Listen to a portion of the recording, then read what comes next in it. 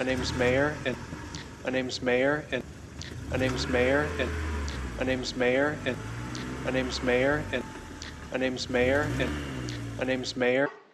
All right, good evening, everyone. Welcome to our Tuesday, August 9, Sioux Falls City Council meeting. Thanks for joining us tonight. We'll go ahead and get started by reading our roll, please. Council members Jensen. Here. McCurris. Here. Neitzer. Here. Selberg. Here. Sale. Here. Starr. Here. Barranco. Cole. Here. All right, with us tonight to give our invocation, Pastor Charlie Moore is back with us. Pastor Charlie, thanks for being here. He's with Sunnycrest United Methodist. So I'd ask that you stand for his invocation and then stay standing for our Pledge of Allegiance, please. Let us pray. Almighty Father, we thank you for this time we get to gather, and please keep on our hearts, heavy on our hearts, the reason why we are able to gather here. That Jesus loved us so much, he died on the cross for the forgiveness of our weaknesses and sins. As we move forward tonight, let that light guide us, let that light move us, and let us be appreciative of those who are here. It's in your gracious name we pray. Amen. Amen. I pledge allegiance to the flag of the United States of America and to the republic for which it stands, one nation, under God, indivisible, with liberty and justice for all.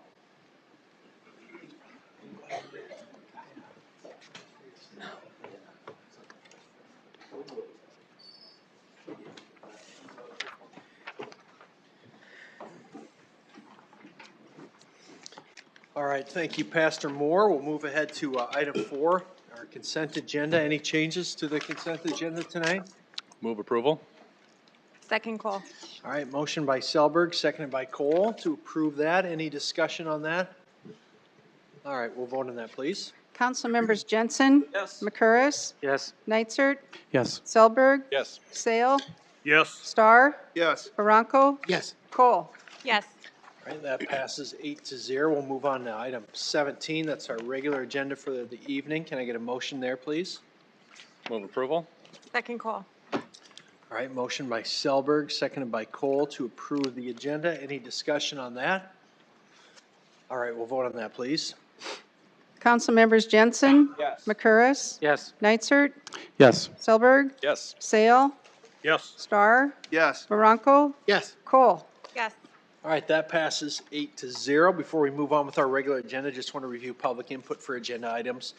For regular agenda items, comments are limited to 3 minutes unless the item is being presented for final adoption, in which case public input is limited to 5 minutes. For all of our regular agenda items tonight, comments are limited to the agenda item under consideration only. With that being said, we'll move on to item 18, please. Item 18 is a second reading, an ordinance of the City of Sioux Falls, South Dakota, amending the Code of Ordinances of the city by amending Chapter 157, Subdivisions, Subchapter Concept Plan. The Planning Commission recommends approval 5-0. Sponsor is the mayor. Good evening, Jeff. Good evening, Jeff Schmidt, representing Planning and Development Services on items this evening. So this is the subdivision ordinance. We're amending the aspects in regards to concept plan and what is a concept plan. Concept plan is what it intends to be. It's just for a developer or a landowner to give us a concept of what they propose to give us as they move forward with the development. This first aspect in the subdivision ordinance is just for them to basically give us this aspect of what some of the criteria is, what we ask for them in the concept plan. This is what is currently laid out in the clean version, the dirty version, and what we amended in the concept plan is before we just said we'd like to have it, now we're taking that out just to say what a concept plan is. All right, thanks, Jeff. Anyone from the public here to speak on item 18 tonight?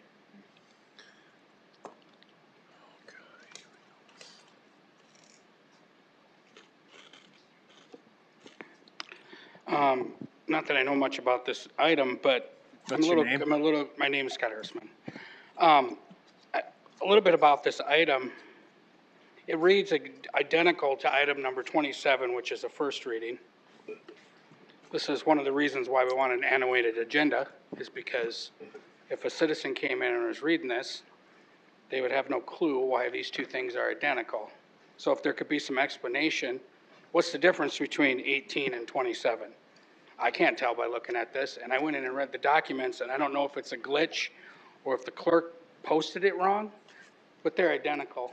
The documents that are for 18 on the website are identical to the documents that are on 27. Just kind of wondering why that is. Thanks. Anyone else here to speak on this item tonight? All right.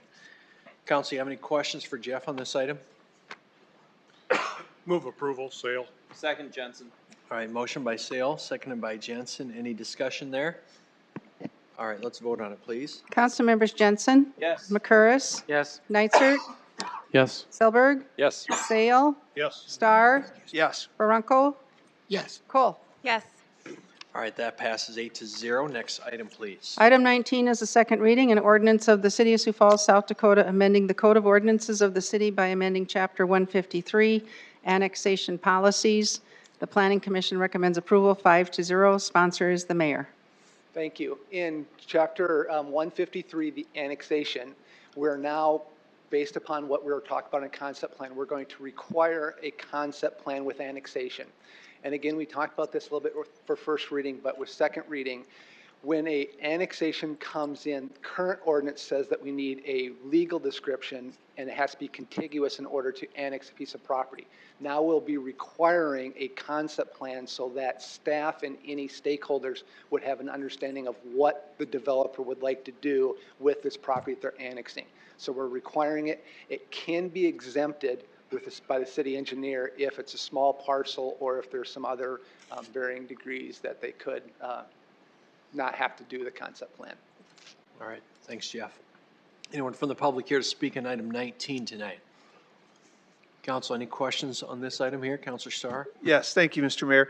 Mr. Schmidt, would the council be able to take the concept plan that was submitted and use that to make stipulations into the zoning change? No, Or they would, potential zoning change? no, they would not.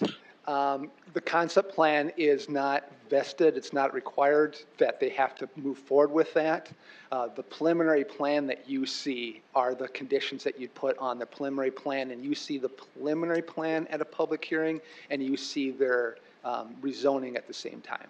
So you can put those requirements on the rezoning and the preliminary plan, but the concept plan itself doesn't have those same requirements. No, I'm just saying if we took the concept plan Right. when we did the preliminary plan and did the rezoning and said, all right, here's what you said you're going to do, we could make stipulations onto the, let's just say the rezone to keep Right. it simple for people, or keep it simple for me, actually, but, Yeah, I understand that. and then we could take those stipulations off at a future meeting if they needed to.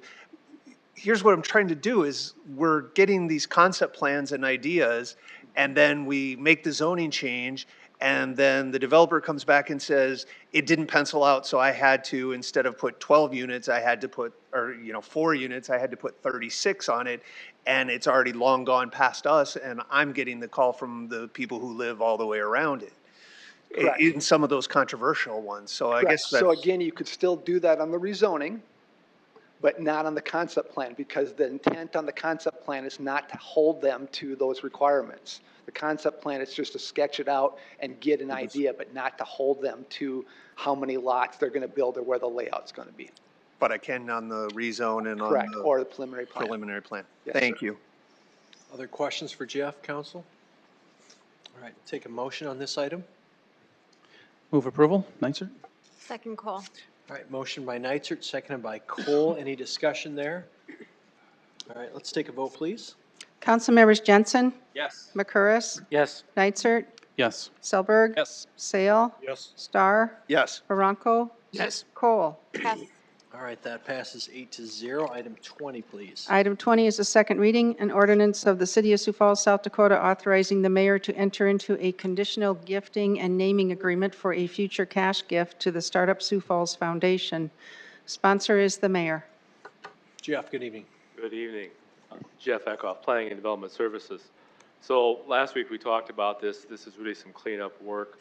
On July 5th, this body gave approval to the naming rights for the Mark B. Theater and the Homegrown Capital Room in the Startup Sioux Falls building. As we reviewed this, the attorney that said to us that because of the way that the gifting agreement was written, it did tie it to the naming of those two facilities or those two rooms. So it returned back to the naming committee, and on July 22nd, the naming committee met and recommended approval of the gifting naming agreement that you have before you tonight. Sarah Lum with Startup Sioux Falls is here if you have some specific questions for her. Otherwise, we'll certainly take questions as well. Thank you. All right, thanks, Jeff.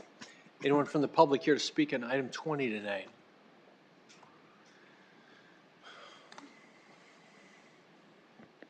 Scott Harrisman, Sioux Falls. It's great that they're going to give this money for naming and for the building. I still think they should pay a full rent. Not sure why we did that. I was talking to a gentleman the other day who's been working with the Parks Department to work on a special project.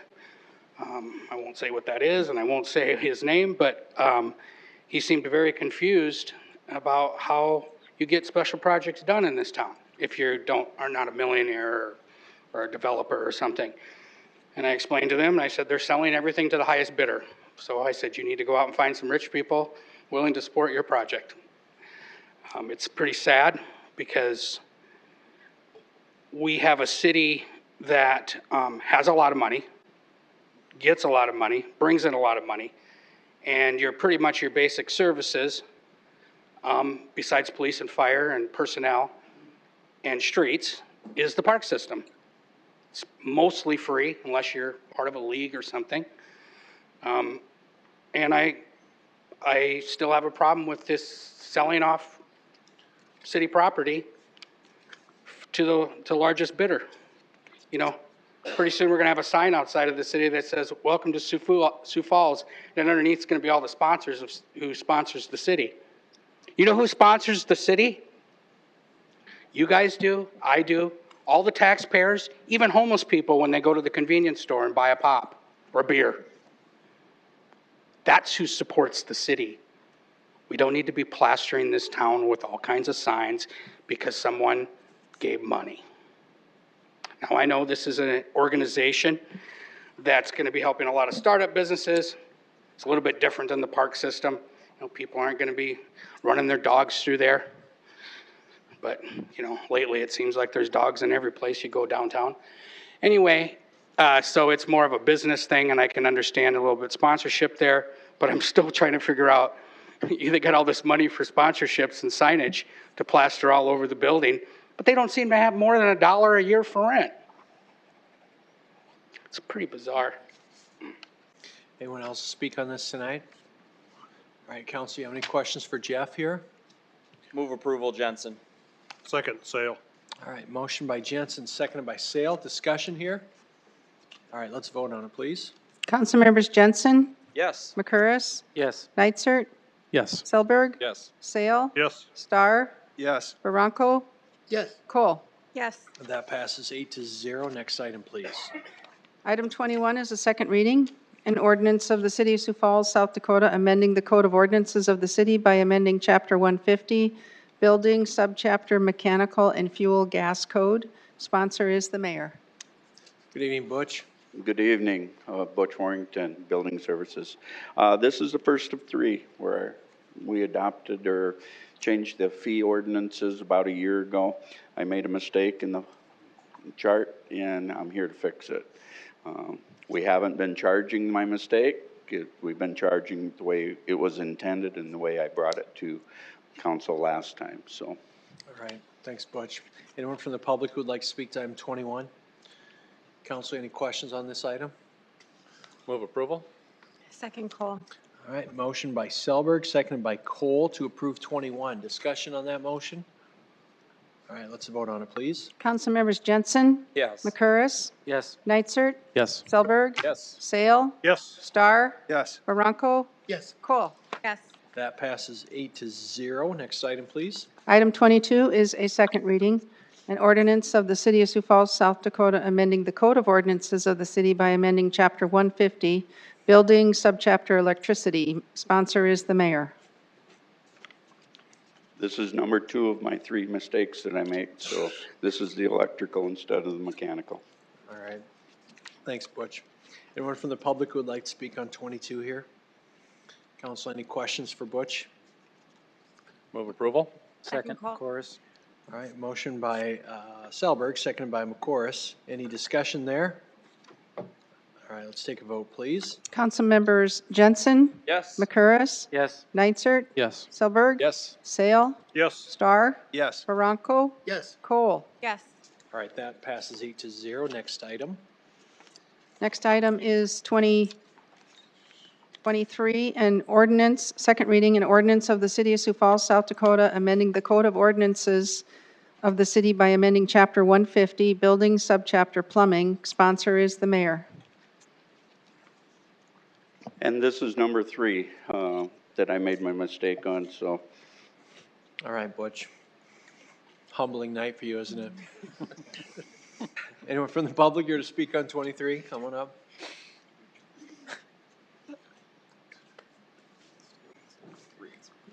Scott Ersman, Sioux Falls. Now, I understand people make mistakes, and sorry that happened, Butch. But could we have an explanation of how the mistake was made, and another explanation as to why it took so long to catch this? Just curious. Anyone else here to speak on this tonight? All right, council, do you have any questions for Butch on 23 here? Move approval, Jensen. Second call. Motion by Jensen, seconded by Cole. Any discussion there? All right, let's vote, please. Council members Jensen, Yes. McCurris, Yes. Nitzert, Yes. Selberg, Yes. Sale, Yes. Star, Yes. Baranco, Yes. Cole. Yes. All right, that one passes 8-0. Move to item 24. Item 24 is a second reading, an ordinance of the City of Sioux Falls, South Dakota, amending the Code of Ordinances of the city by amending Chapter 150, Building, Subchapter Residential Building Contractors. Sponsor is the mayor. Okay, this is one where we are making it specific when they need their 1 hour of continuing education for the residential building contractors. Before it was a little bit vague, so now we're making it specific that it is in their 3-year cycle of how long their license is good for. So it has to be within that 3-year cycle for 1 hour. All right, thank you, Butch. Anyone from the public here to speak on 24? Council, any questions on this one? Move approval? Second call. Motion by Selberg, seconded by Cole to approve 24. Any discussion there? All right, let's vote on that one, please.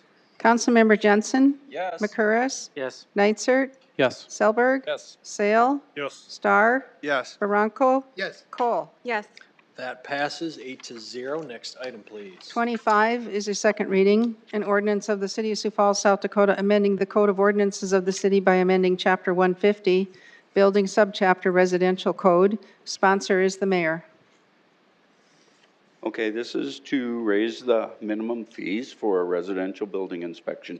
Now, the rest of the scales are going to stay the same, so it's just the minimum. And now on the residential side, it is a $20 fee up to $1,100 in work. Now it's going to be a $40 fee, but that goes up to $4,000 in work. And then the scales all stayed the same. And this is to match and be consistent amongst all the trades, because that's what we did last year in the MEPs also. So it's to be that consistency there. The last time these were raised were February 2nd of 1998, and it was time. All right, thanks, Butch. Anyone from the public here to speak on 25? Council, do you have any questions on this one? Councilor McCoris? Mr. Mayor, can you help me understand a little bit? I know we've talked about this multiple times, but you've commented on how the reinspection fee that goes to $200. Am I correct? That, can you help me understand a little bit of when that's charged versus not charged and the subjectivity of that? Okay, the reinspection fee is going to be raised, but that won't happen unless a contractor calls us and hasn't remade the repairs. The typical reinspection, that's figured in the process of doing business. But if they call us back that second and third time and haven't made the corrections and we waste our time, at that point in time, we have the ability to fine them. Thank you. Other questions for Butch on Mr. Mayor. 25? Councilor Starr and then Councilor Nitzert. Go ahead. Counselor Nitzer? My question is, when you said contractor, does that apply to anybody getting a permit, even just a homeowner doing it themselves? We have never used that for a homeowner at all. It's made more for a general contractor, the residential contractor, because we hold them to a little bit higher standard. Counselor Starr? Yes, thank you, Mr. Mayor. I guess it rings punitive. If I make the inspector mad, then he can fine me. And it seems a little loose on how, and maybe it's just the terminology we're using tonight. We'll come back a couple of times as long as you don't make me mad, but if you make me mad, I'm gonna write you, I've got the ability to write you a ticket, and maybe it's discretion is the word we want to use to when we do the fine or when we don't do the fine, but it No, scares me when we turn people loose to fine people, whether they're in the mood to do it or not, or where specifically that tipping point is. We come back twice, we come back 3 times, or 4. You understand what I mean, and that gives the building inspectors a bad image in what we're trying to do. And I get what you're trying to fix. I'm just not sure I like it at this point of the way we're explaining it. Yeah, understand where you're coming from. The one thing that will be documented is that there were corrections there and they were failed to be made at that point in time. It's not just if we come back, but there has to be corrections there. So we're gonna have that check and balance there. Yeah, but we could be writing a ticket to somebody we went back to twice, or the other one we might have showed some discretion and maybe not till the 3rd time, or, you know, we're looking at attitude of the person, whether they're compliant with the government or not. And that's the part that concerns me. I'm good. Any other questions on this? Counselor Nitzer? So I guess tagging off of that, where did 200 come from? I mean, that does sound like it could be a little punitive, but.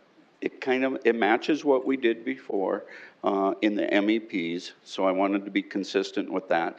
The 200, before it was $70, so we kind of raised it up in line with that. It's kind of what an overtime inspection fee was. We kind of matched all of those. Well, I don't know what it costs to go out there, but is that like 4 times or something what your realistic staff time is to go out? As a general rule, right now, we figure about $40 for a minimum fee, which is about a half hour, 20-minute inspection. So we did want it to hurt a little bit, you know, to keep them so they do their work, because we don't have that time. I don't have that luxury of sending inspectors out time and time again. Okay. Other questions here? I'll look for a motion on it, please. Move approval, Jensen. Second, Sale. Motion by Jensen, seconded by Sale to approve item 25. Any discussion there? Counselor Starr? Mr. Mayor, I'm just hung up on the, you know, we want to stick it to somebody who doesn't want to do it the way we want them to do it. And I don't think that's the way we should run government. And I'm not sure that's what the ordinance says, but that's the impression I'm getting. And I can't support that. Any other discussion? All right, let's vote on it, please. Councilmembers Jensen? Yes. McCurris? Yes. Neitzert? No. Selberg? Yes. Sale? Yes. Starr? No. Baranco? Yes. Cole? Yes. All right, that's going to pass 6-2. Next item, please. Next item is 26, a second reading, an ordinance of the City of Sioux Falls, South Dakota, amending the Code of Ordinances of the city by amending Chapter 150, Building, Subchapter Building Code. Sponsor is the mayor. This is like the last one, only this is for the commercial side of things. So instead of $700 being a $20 fee, it'll be a $2,000 permit, will be a $40 fee. And then the scales all stayed the same up above that. All right, thanks, Butch. Anyone from the public here to speak on 26? Council, questions on this? Councilor Nitzer? The same $200 fee apply for the reinspection? Is that? That's the same Councilman? on this one, yes. So just, I mean, it's a little late now, but food for thought. I won't support this based on that. But I mean, if there had been potentially, you know, for a reinspection, you don't charge anything if you go out and they've made corrections, correct? Right. So we're right there. So, but you do go out and they haven't made corrections, you have the power to impose that fee. Yes. I think potentially a more reasonable solution would have been, first time we go out, and it's not fixed $75. Second time we go out, $100, and you tier it up, you know, because then it's just more and more particularly egregious. That's just food for thought. We're past that point, but that's something I guess I could have lived with, and I should have looked at this closer. But. Any other questions for Butch on this one? All right, look for a Move motion. here. approval? Second, Jensen. All right, motion by Selberg, seconded by Jensen. Discussion. All right, let's vote, please. Councilmembers Jensen? Yes. McCurris? Yes. Nitzert? No. Selberg? Yes. Sale? Yes. Star? No. Baranco? Yes. Cole? Yes. All right, that one passes 6-2. Item 27, please. Item 27 is a first reading, an ordinance of the City of Sioux Falls, South Dakota, amending the Code of Ordinances of the city by amending Chapter 157 subdivisions. Recommendation set a date of second reading for Tuesday, August 16, 2022. Sponsor is the mayor. Thank you. This is the subdivision ordinance in regards to paths or walkways or trails. Currently, the City of Sioux Falls constructs a lot of pedestrian ways throughout the City of Sioux Falls. Currently, terminology throughout the ordinance is an issue that we have to use.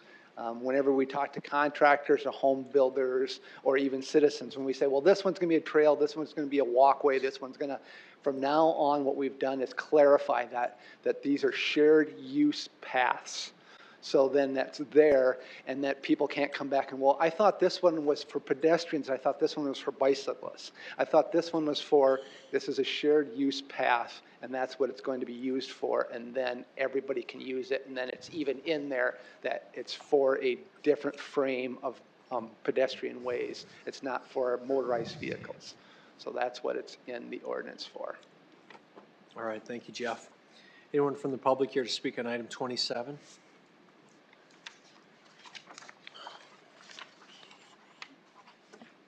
Scudder, Sioux Falls.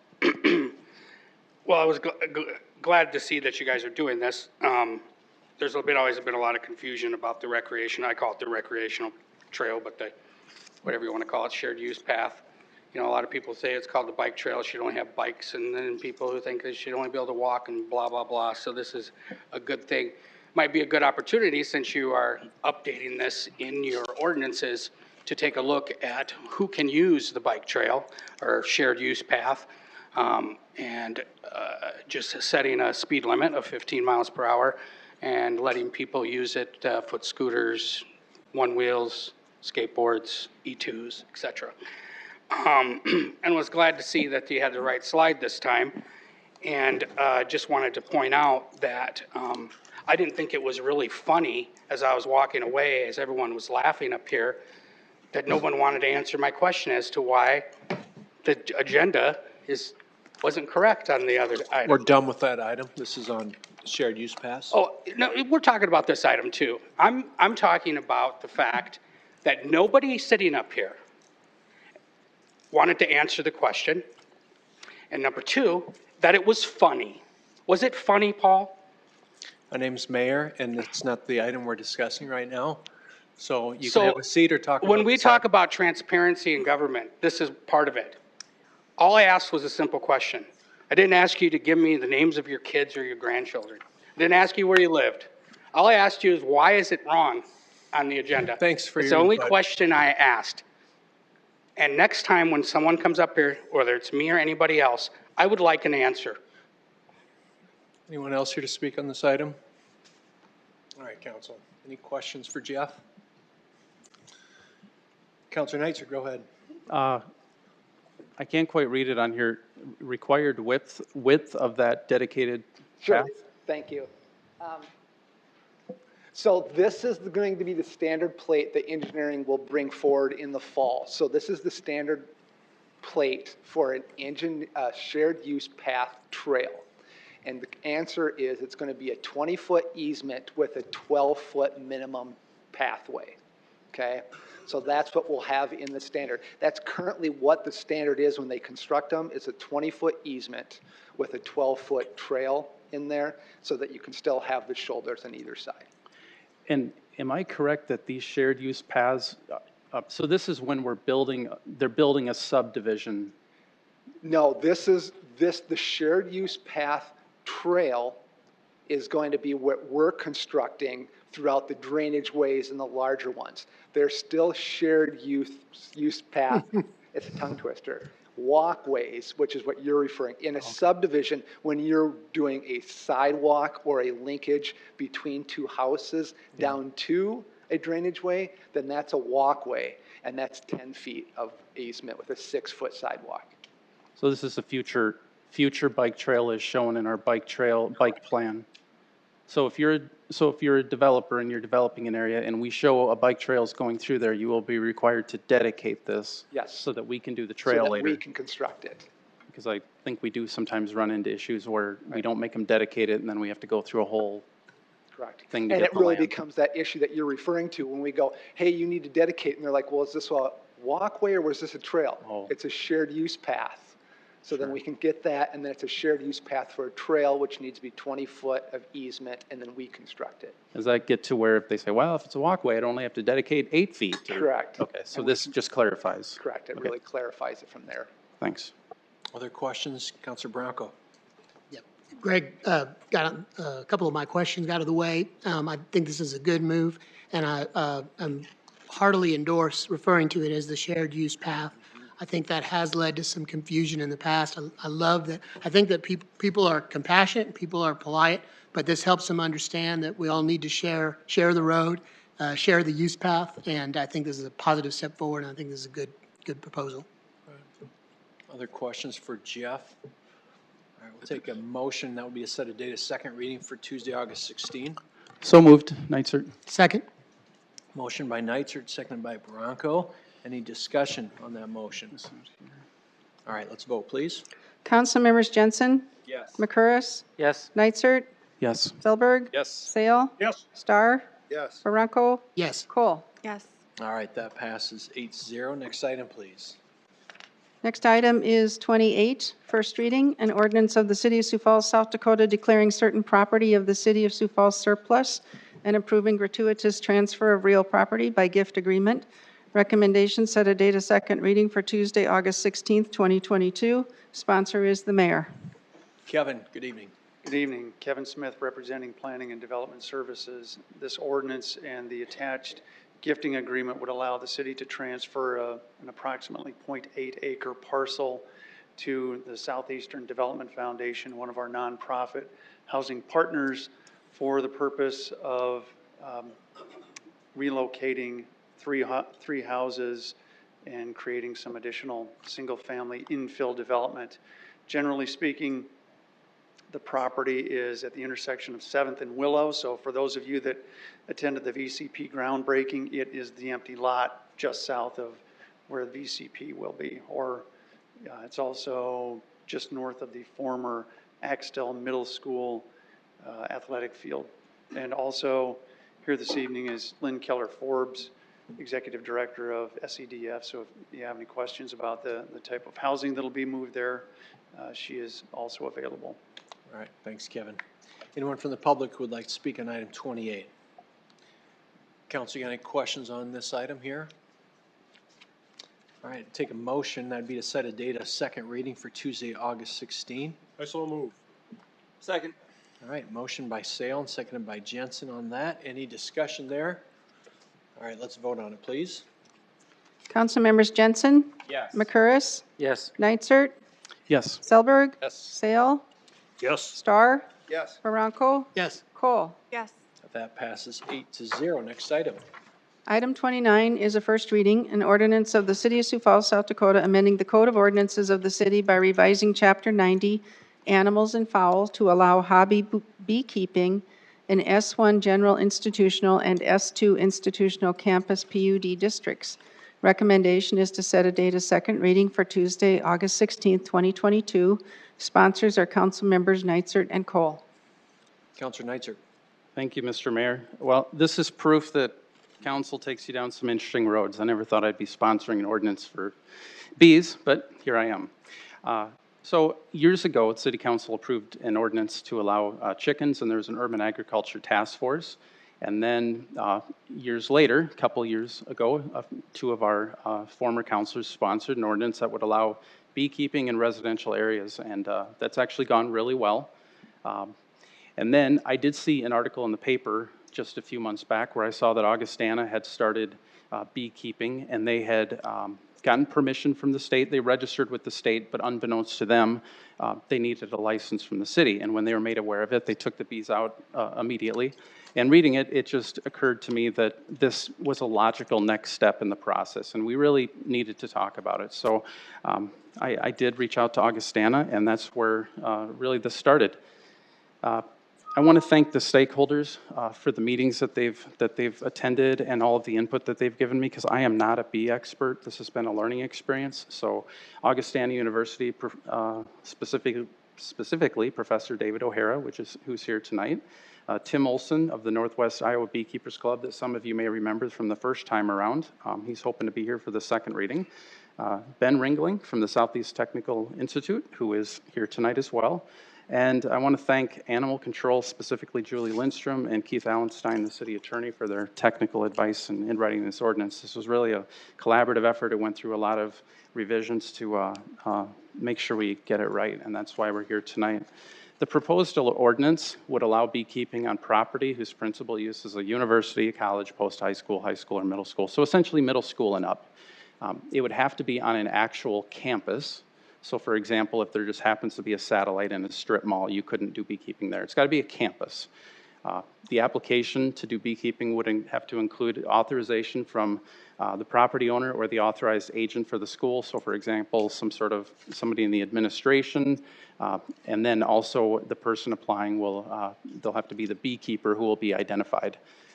There would be what we would call a security fence around the hive, except for in residential forms, which we don't require a fence right now, or when the hive is 10 feet off the ground. There is a potential that a college might do, and this is done in some areas where they'll have a beehive on a roof. And I do want to just clarify, when it says security fence, I don't want you to be under the impression that it's anything that can't be jumped over, or that it has to be some sort of locked gate or anything super secure. It's just literally some sort of a boundary that just kind of is a call out to people that this is quote unquote the bee area, and just keeps people from getting too close. So it could be a chain link fence, it could be a wood fence. As long as it's a fence that is a fence as far as zoning is concerned, it's a fence. So in this ordinance, we went we tried really hard to make sure we did not impact the current residential beekeeping. It's working well, and in fact, we removed a few regulations that were really unnecessary or they weren't quite working right.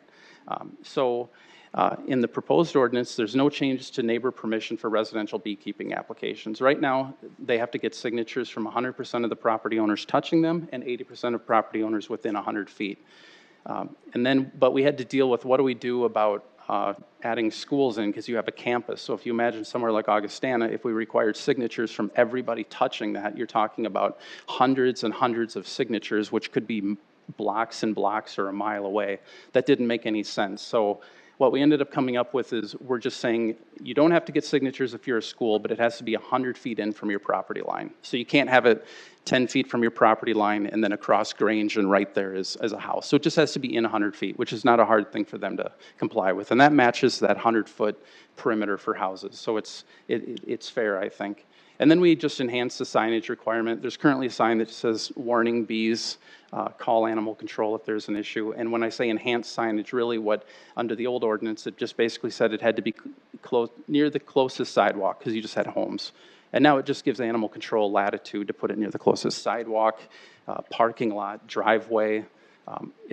They have some latitude, so in a school setting, they can make that call. We're trying to give animal control the latitude and the beekeeper where they can work together and decide exactly where it makes sense for the sign. Because you may have a case where a parking lot is 10 feet away, but nobody barely ever parks in it, and you have a sidewalk 12 feet away, and animal control may say, hey, it makes more sense to put the sign over by the sidewalk. So we're giving them that latitude. The benefits, and others can speak to this: student education, sustainability, university research, and environmental awareness. We're hearing a lot about the loss of bees and pollination, so this has become really popular. So it's been really a neat thing to learn about. The last thing is, after some further discussion, I'm going to be proposing a friendly amendment next week. I'll have it on the agenda so people will know about it as well, and I'm talking about it here. We initially were going to require for the security fence that there would be 4 feet from the sides of the hive, 4 feet from the back of the hive, and 25 feet in front. And for those who don't know, bees essentially fly into the front of the hive and they fly out. So really it's the front of the hive that's the issue, although I need to mention these honeybees don't want to get into a fight, and so really the biggest risk is to the beekeeper. But it was, after talking about it and looking around, and it just realized that 25 feet is just excessive. That's, on both sides, you're talking about 50 feet of fence, that adds up. That's just prohibitive. So what we did is we've reduced it to 10 feet in front of the hive, and then we also had a provision that says this requirement may be waived by animal control. So we're going to give them the discretion. There may be cases in which there's a beehive out in the middle of a field or on a farm or something like that, and it's just 1,000 feet from anybody else, and it just may not make sense to require a fence. But we're going to let them make that call on the ground in conjunction with the beekeeper rather than giving them a rigid rule. So with that, I would appreciate your support moving it to second reading, and I'd be happy to take any questions. Thanks. All right, thank you, Counselor. Anyone from the public here to speak on this item tonight? Come on up.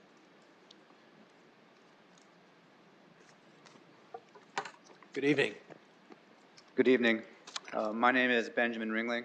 I am the horticulture technology instructor at Southeast Technical College, and I'm really here to speak on behalf of all the interested students that I've come across, and fortunately interested faculty and all the other professionals that I have had the opportunity to understand that we all have the same passion for helping out the honeybees, who really have a tough row to hoe, and anything that we can do to be leaders on the front to help beneficial pollinators, beneficial insects, especially the honeybees.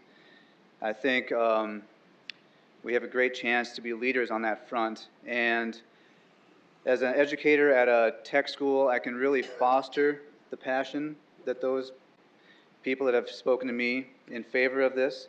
And I can also try to change the misconceptions about the honeybees, which is one of the hardest things for true advocates to face, is to change people's misconceptions and to incorporate hobby hives, especially on educational campuses. I think that is a great way to really get the ball rolling, to educate young individuals, to show how important of an issue this is, because without a honeybee, our society is not going to exist. And I think that's something that a lot of people maybe don't understand to the full extent.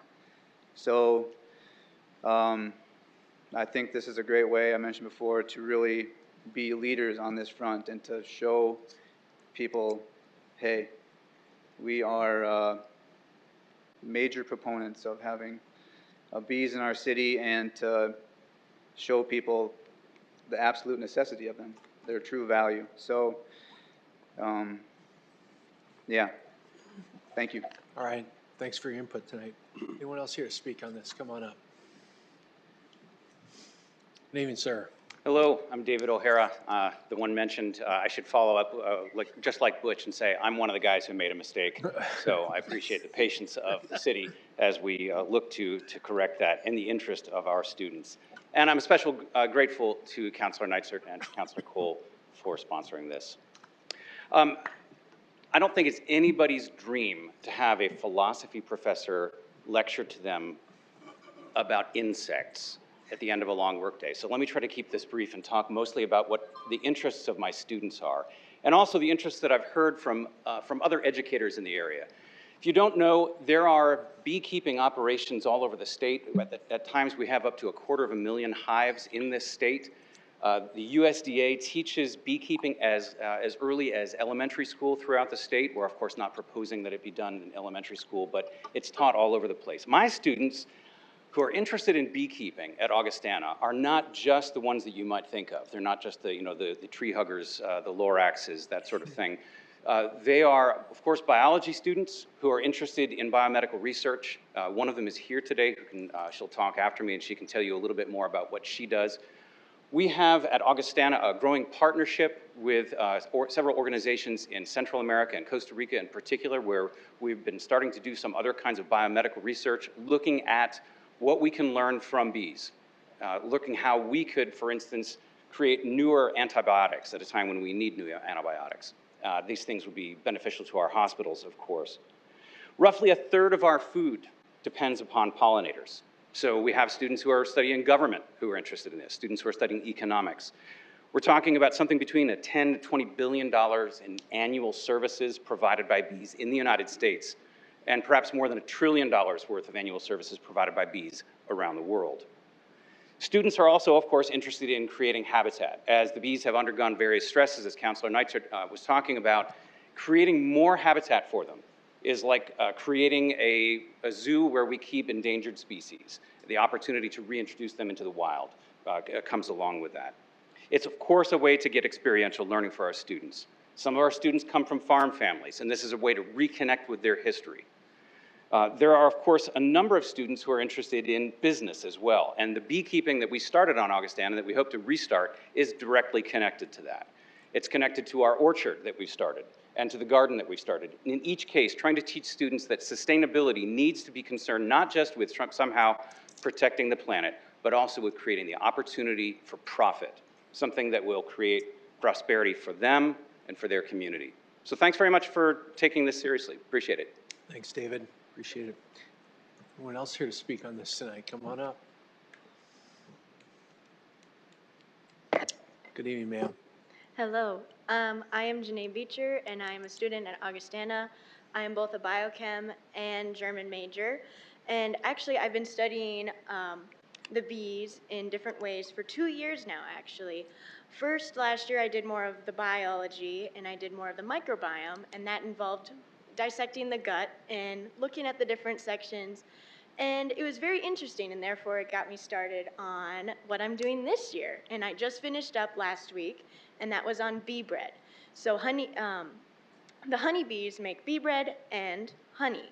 And most people don't know about the bee bread.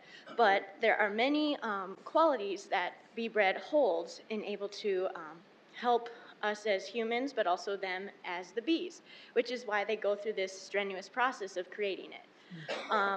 And with that, I have learned how to integrate both sides of my education for the biology and the chemistry, and how I can kind of just integrate everything that I have at Augustana and bring it into one system that I can take and actually bring towards going to graduate school and making a model system that would allow me to study both like antibiotics, anti-cancer drugs, looking at how I can help the bee health, and much more beyond that. And that would not have been possible without actually being able to have these bees. And also the connections that I have in Sioux Falls, because I have been able to reach out to beekeepers here, and some of them are here tonight that have actually studied at their hives. And through that, I've been able to start making connections for business opportunities, and learning just how necessary the bees are for just our world and stuff like that. And I believe by adding this amendment, it will help grow our community and create more avenues for collaboration, education growth, pollination in general, and also economic growth. And I'm showing already the power of the collaboration and soon the education. And thank you so much. Thank you. Anyone else here to speak on this topic tonight?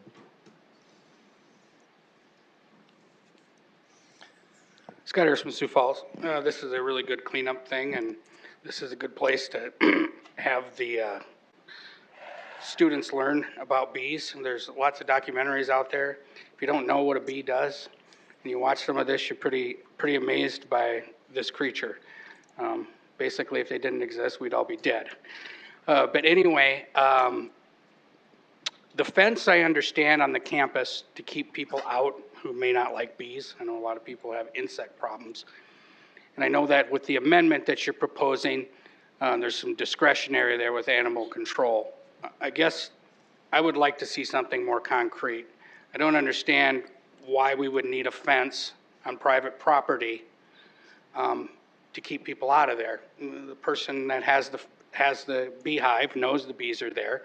Their neighbors probably know the bees are there. It's on private property.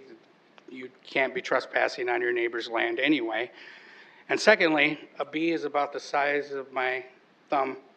The fence is not going to prevent the bees from going anywhere. So obviously it's for people, as it is on the campus. But I would like to see something more defined and more concrete instead of just leaving it up to animal control to decide whether or not there needs to be a fence. I think that you should define it as, if it's on your private residential property in your backyard, and your neighbors are aware of your beehive, there's no reason to have a fence in front of the beehive. You're not stopping the bees. And I've never been stung by a honeybee, to tell you the truth, and I've been all around them in my backyard. I have all native flowers. They fly all around me. Not one of them's ever, they've landed on me. None of them's ever stung me. They're not as dangerous as a lot of people think. Now, wasps are dangerous, but anyway, I'd look at that fence thing amendment. I think it needs to be cleaned up a little bit better.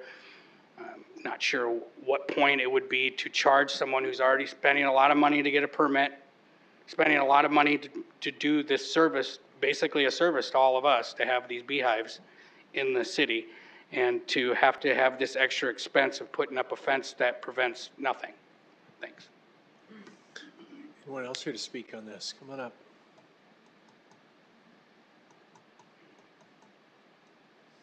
Good evening, sir.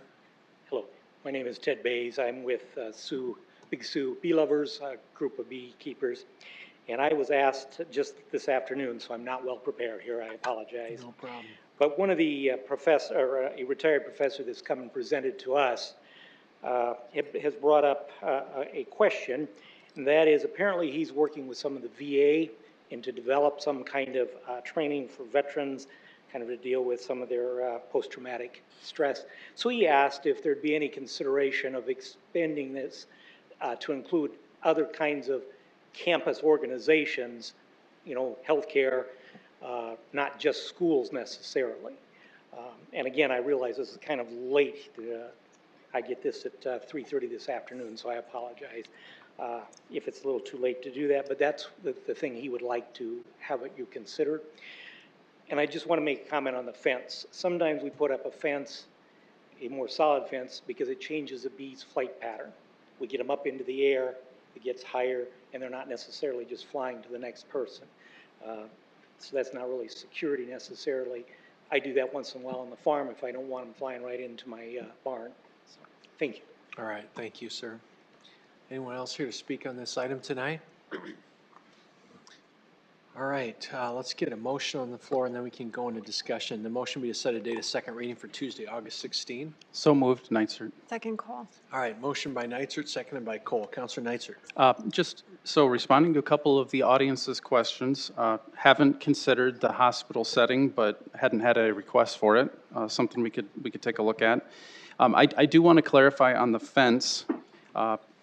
As the code reads, except in the DD and 81 forms, and then it talks about you have to have a fence. In plain English, that means a single family and a twin home. The residential settings are not required to have a fence. Not required to have a fence. And that's in keeping with the current ordinance. They're not required to have a fence as of right now. They have to keep it on certain parts of the property and have flyaway barriers. And that was something that the gentleman was making reference to, is what's called a flyaway barrier. So and in certain cases, we require that when they fly out, they go up and not straight across. So the only place where the security fence is required is on campuses. Again, the thought was, there's some people that just aren't in the, doing bees. So if you're a business student walking across campus and you're just, that it's just kind of a demarcation that, hey, these are where the bees are, because it's a campus setting with a lot of people that have nothing to do with bees. The only other two that would be in play, and this could be, I don't have strong feelings about it. The only other two forms in play, forms coming from the zoning ordinance, is open to form, which essentially is parks and golf courses.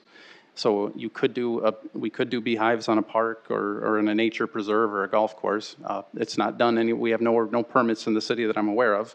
But so that's where potentially a fence would be required. That's another common area where You know, it might not be a bad idea in certain cases unless it's in the middle of a field. And then the last one where a fence would be required, and there's none in the city that I'm aware of, is the open 3 form, which essentially is agriculture. It's a farm that's been annexed into the city.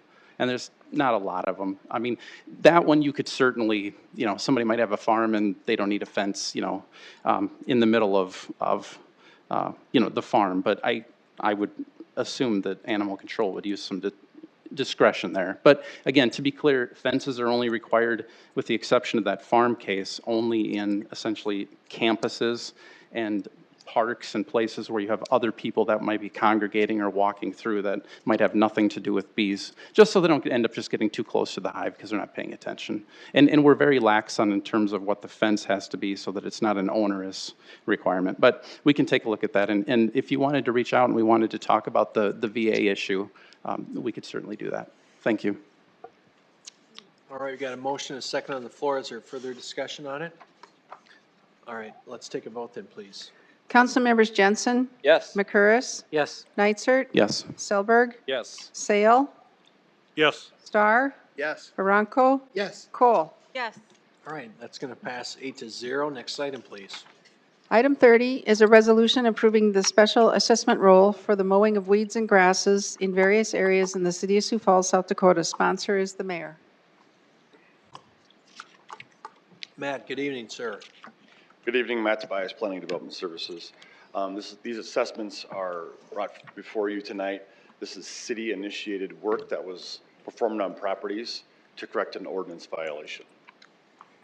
So the very first one, item 30, there was 120 properties for a total of $9,065.25. All right. Thanks, Matt. Anyone from the public here to speak on item 30? Council, any questions for Matt on item 30? Mr. Mayor. Councilor Starr. Thank you. Matt, how many of the people strongly object to these assessments versus how many just didn't do the work and we did it for them? I mean, rough percent. Because there's got to be some that are really angry and some Sure. that it's just they didn't do it.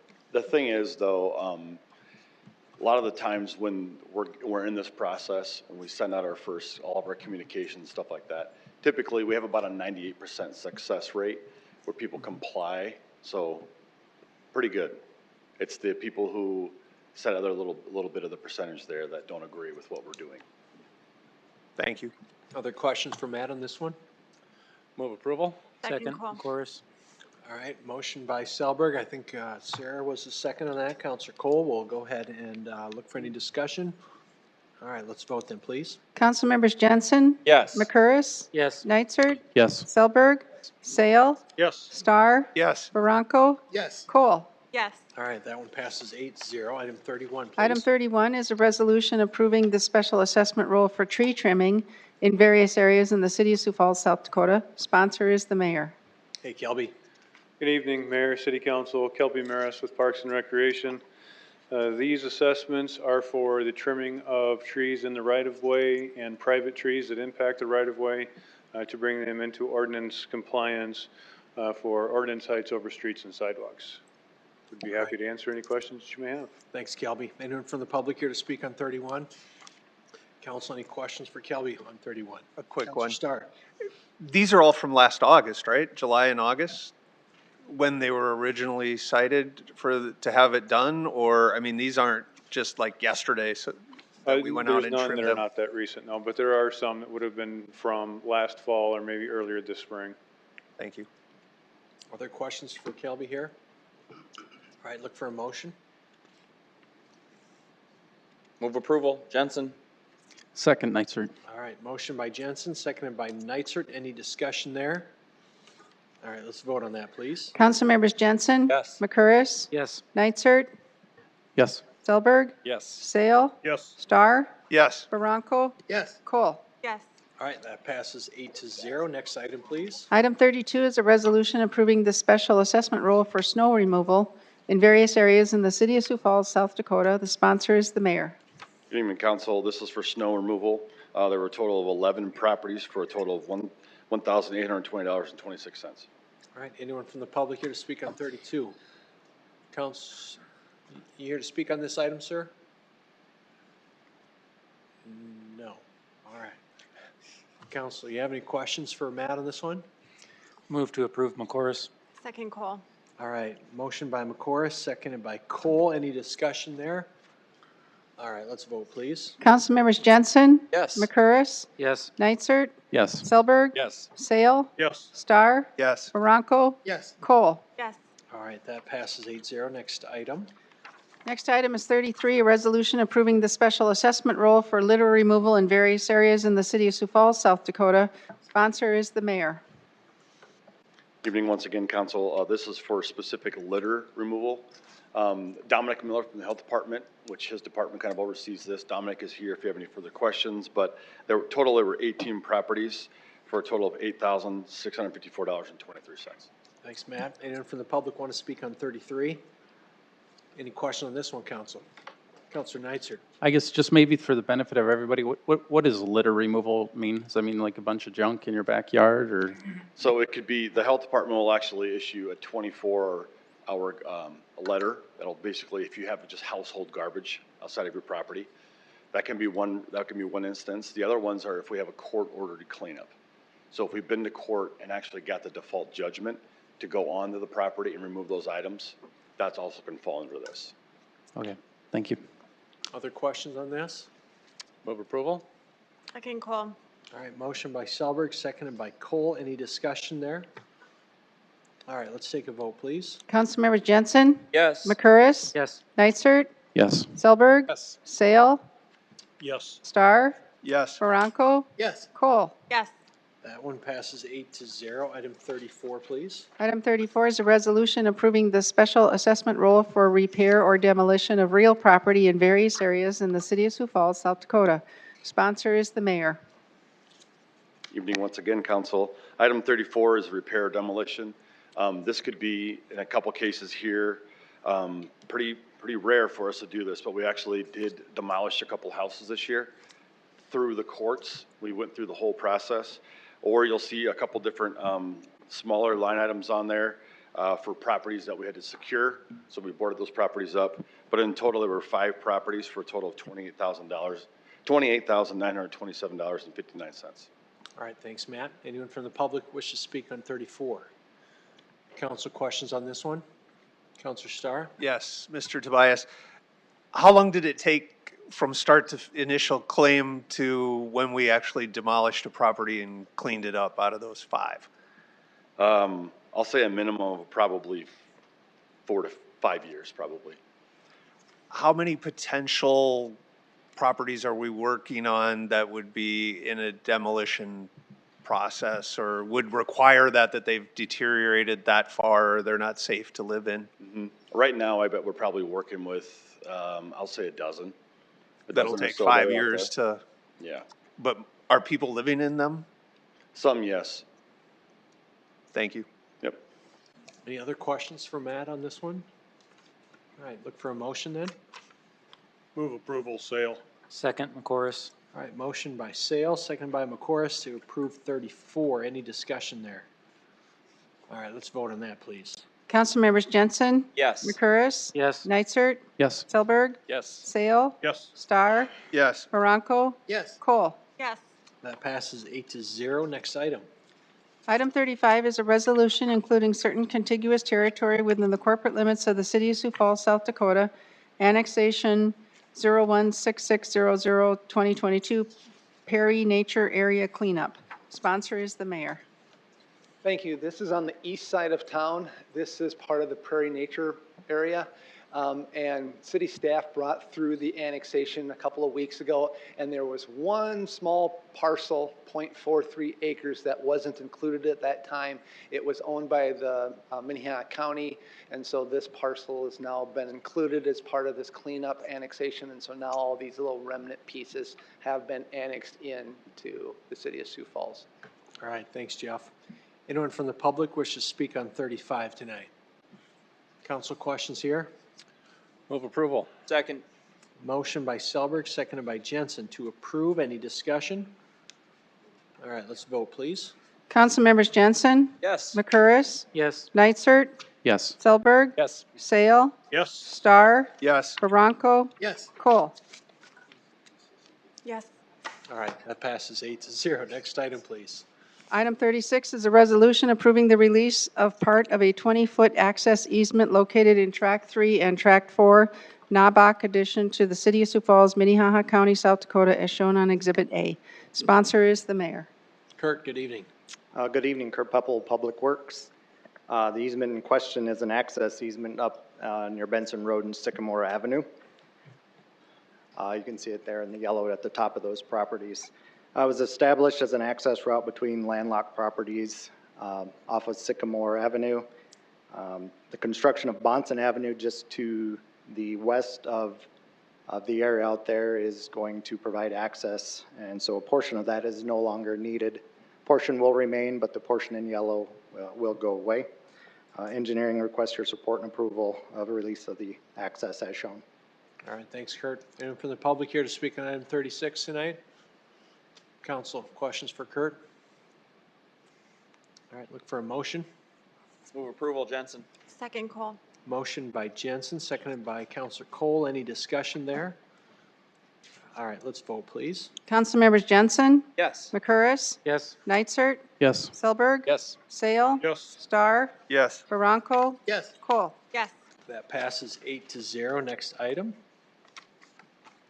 Item 37 is a resolution vacating a part of South Sunnymead adjacent to Lot 5, Block 12, Prairie Tree addition to the City of Sioux Falls, Lincoln County, South Dakota, as shown on Exhibit A. Recommendation set a date of hearing for Tuesday, September 13th, 2022. Private applicants, Thomas Davis.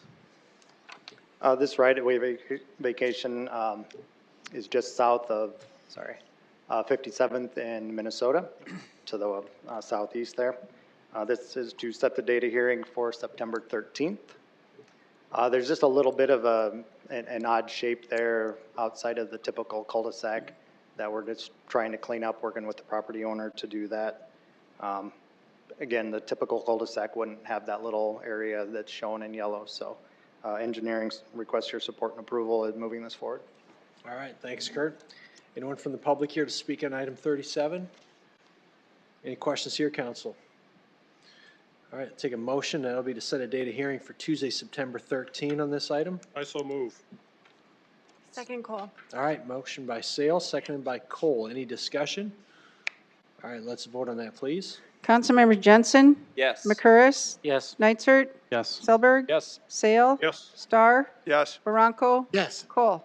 Yes. All right, that passes 8-0. Item 38. Item 38 is a resolution vacating a part of South Curry Lane adjacent to Lot 1, Block 1 of Vera McKinnon, South addition to the City of Sioux Falls, Lincoln County, South Dakota, as shown on Exhibit A. Recommendation set a date of hearing for Tuesday, September 13th, 2022. Private applicant is Vera McKinnon. Councilor Cole. Thank you, Mayor. I'm going to recuse myself since the sponsor is my employer. All right, thank you. For the record on the screen, this is actually item 38, correct? Yeah, that is incorrect. It was after the original draft agenda came out. We have Got the it. slide. Floor is yours. So this is to set a date of hearing. This one is just southeast of 69th and Louise at the Vera campus down there.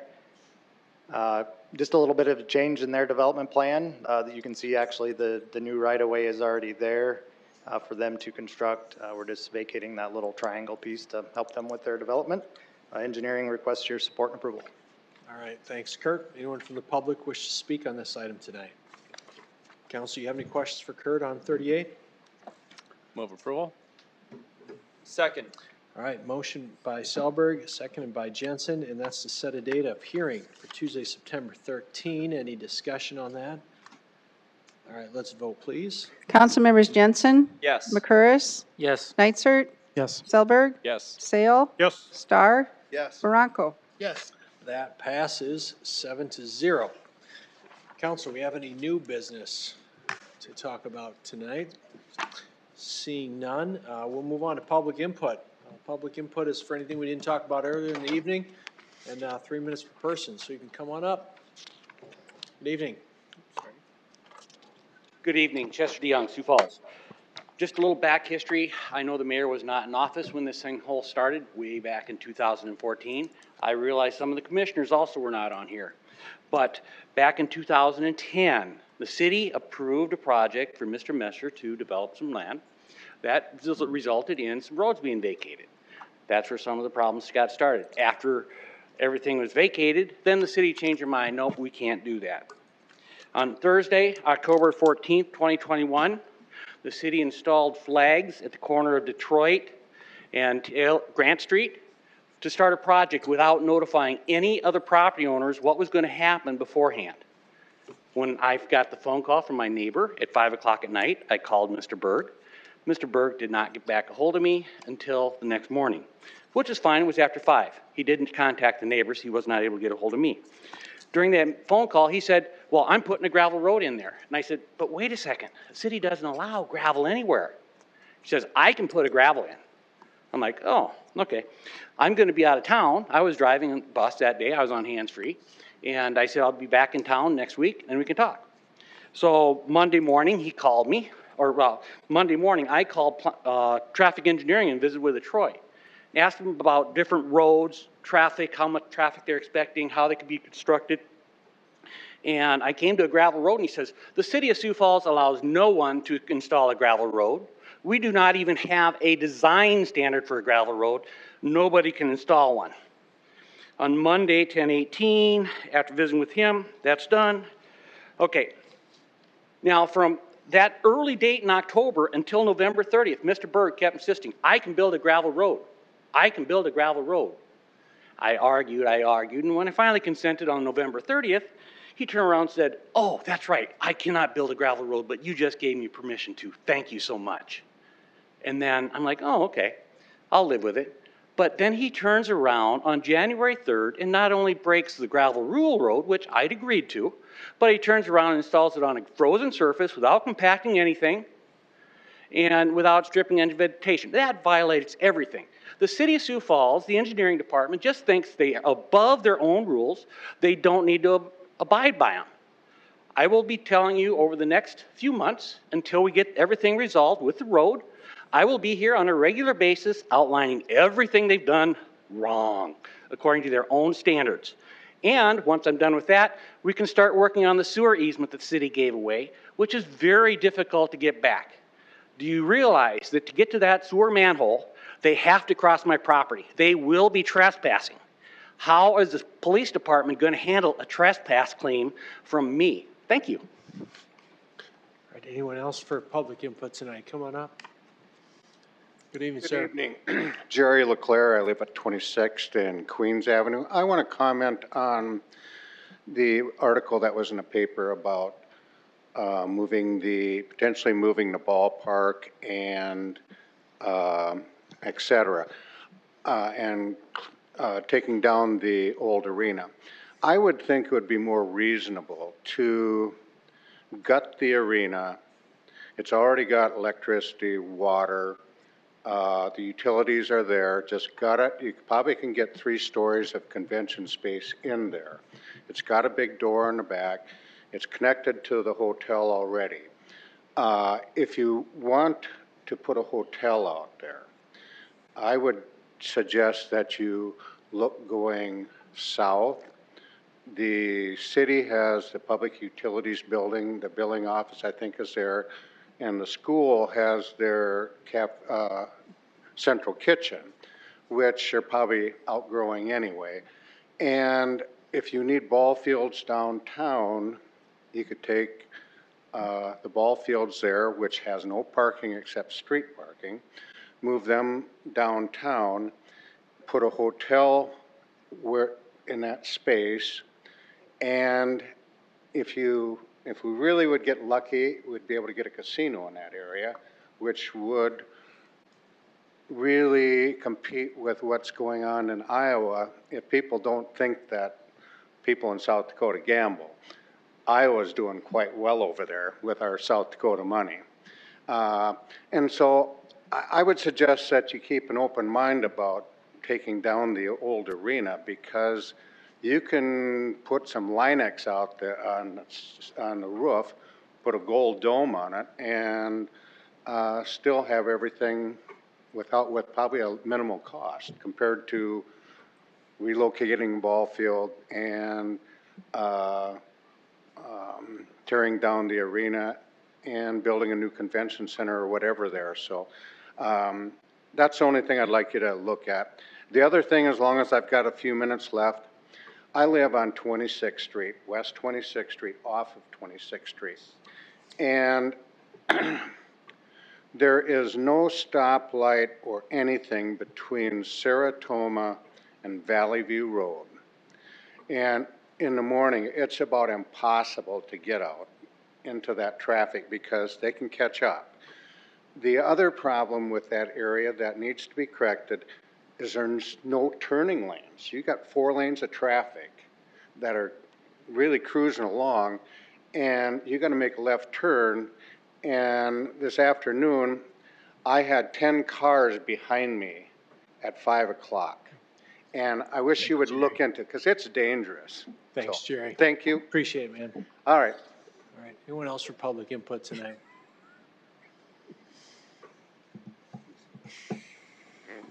Scott Harrisman, Sioux Falls.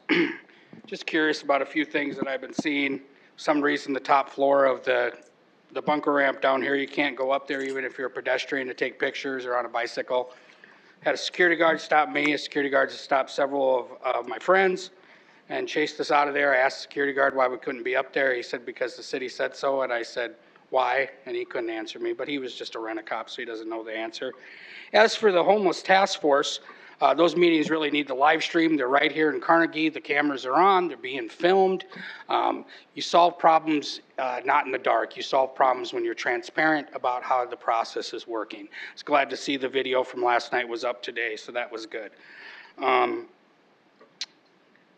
We're talking about hiring more police. You know, I get confused by this because there was an incident at a gas station over on 12th Street about a month or so ago.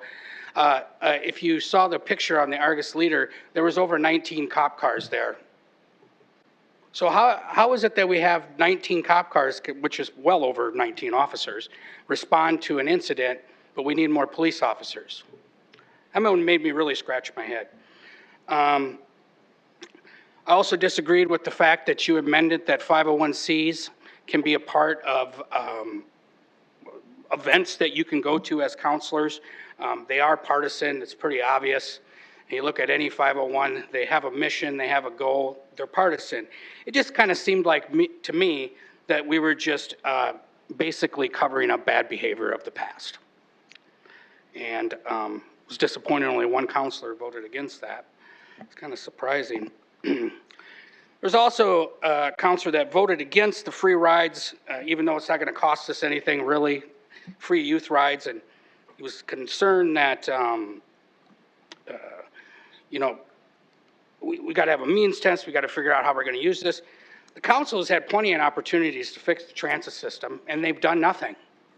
For years, we've watched a decline of ridership. You could have done an amendment to fund marketing. You could have done it. You guys could write policy because it's kind of your job, you know, and figure out a way to make it better. Instead of just voting no and saying, oh, it's broke, and we're just going to leave it that way. And one last thing. There is a guy that comes up here quite often and talks about how all the public inputters come up here and beat you up and harass you, and he says a lot of BS. Basically, public input is to dissent our government. If you heard the first two guys, that's what they did. That's what we're here for. We're not up here to give you a happy birthday. This is what it is. And I'm sick of prior restraint. It's against the First Amendment, and it needs to stop by the chair. Thank you. Anyone else here for public input tonight? Come on up. Come on up, ma'am. Good evening. Hi. Yeah, Renata Hrushka, Sioux Falls. So actually, I think I got a little bit confused on your agenda. I'm actually here on a city ordinance violation, specifically the lawn. So I don't know if it's too late to talk about that now, because I heard you guys talking about it earlier, but I was here to dispute one. So is it too late now, or? It is. We voted on that. and Okay, that all right, passed. okay, thank you. But you know what? Can you chat with Matt in the Blazer over there? Yep. And he can help you out. Okay, Yep. all right, thank you. Thanks. Anyone else here for public input then? Yeah, because we can change it later. Yeah, wouldn't be as much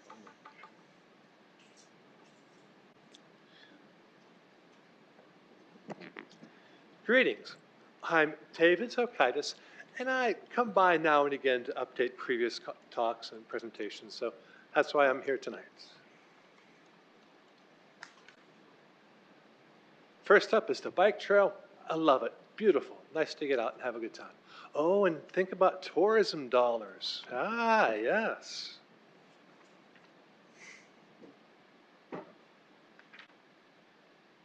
But some parts of the bike trail have problems with erosion from the hill, and crud gets back down the bike trail. I've talked about that once in a while before. So there's the problem. Hard to ride your bike through that crud. And that's a good solution. It's a sediment check dam. I'd like to see them installed.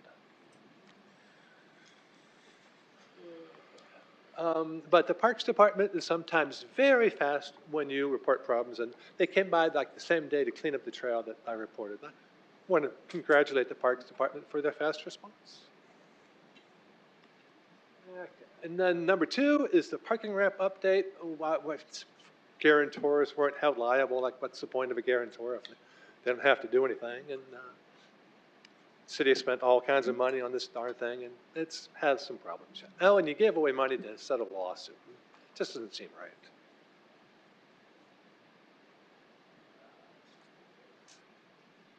Here's what people talked about a few years ago. That was the plan. Here's what we have now. It doesn't match very well.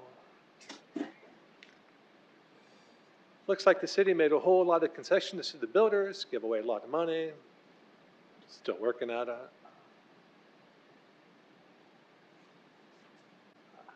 Noise reduction. Oh, I love a peaceful, quiet environment.